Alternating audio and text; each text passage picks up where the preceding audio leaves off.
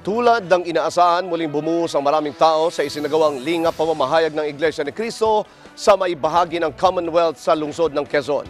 Kaya naman ang mga otoridad naging maagap din sa paghahanda para sa pagsasaayos ng daloy ng trapiko sa lugar kaugnay ng nasabing event. May report si Jel Miranda.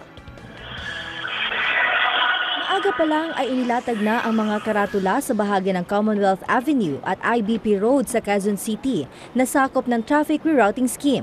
Ito'y kaugnay ng isinagawang lingap pamamahayag ng Iglesia ni Cristo na nagsimula kaninang hapon.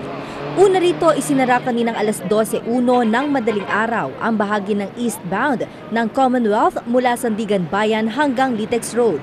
Sa eastbound ng Commonwealth Avenue, bago dumating ng Sandigan Bayan, may karatula nang nakalagay na nag-aanunsyo na ang mga pampublikong sasakyan ay dadaan sa inilagay na counterflow lanes sa westbound ng Commonwealth. Ang mga pribadong sasakyan naman na nasa eastbound ng Commonwealth ay kakanan sa IBP Road upang pumunta sa kanilang direksyon.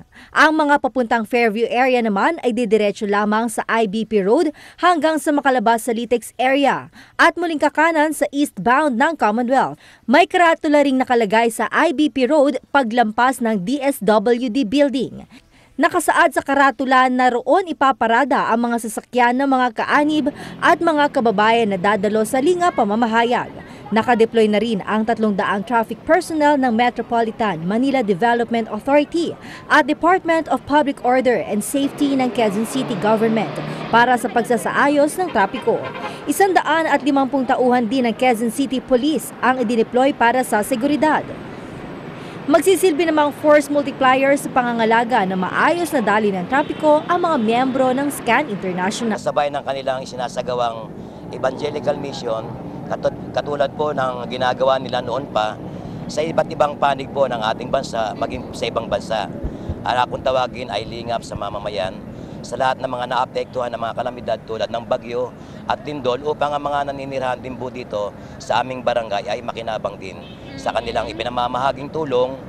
Ako naman po ay kanilang pinagbigyan sa aking kahilingan, kaya kasama ko po ang aking mga kagawad ng barangay at puso po kami nagpapasalamat. Gagawin natin ito dahil ito ay kahilingan mismo ng Barangay Commonwealth. Dahil nakita nila ang ginagawa natin sa iba't ibang panig, hindi lamang sa Pilipinas, pati sa iba't ibang panig ng mundo.